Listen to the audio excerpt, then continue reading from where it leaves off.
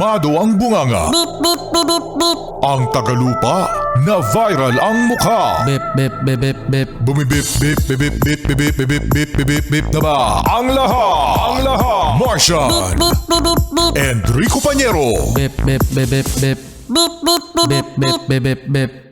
Bip, bip, bip, bip, bip. Tik tilaok! Tik tik tilaok! Beep, beep, beep, beep, beep. Ito na ang 101.1 Yes FM Balitang Usap-usapan pa rin ngayon mga Yes Friend ang hindi magandang nadudulot ng vape sa katawan ng tao. Hala, yung nakikinig nagbe-vape! Para sa'yo to.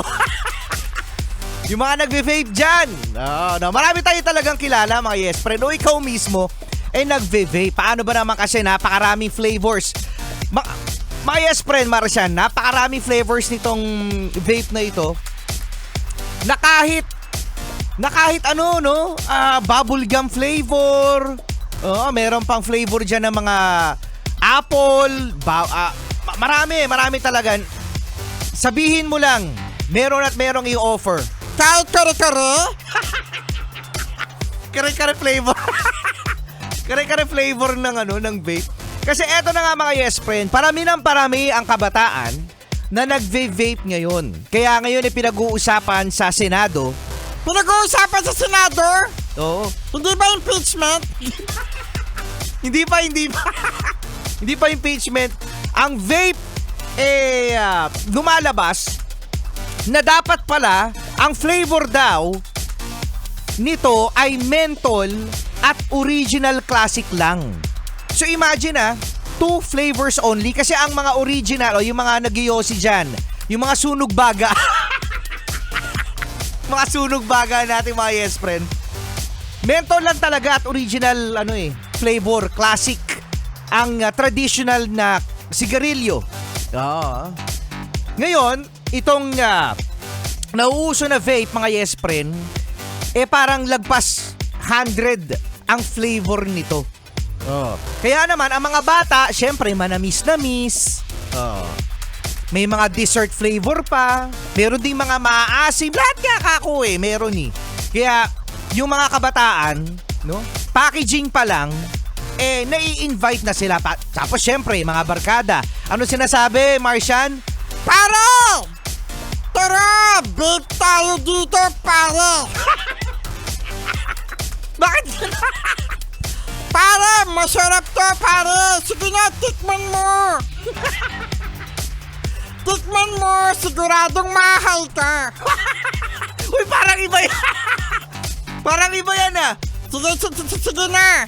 Nagdadano ka na dito! Nauutal na naman. Nauutal na naman. Ibang yan eh. Ay, iba pala yun! Pare! Sige na! Sige na!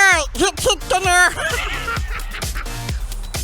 Tag mo yung kaibigan mo na bad influence.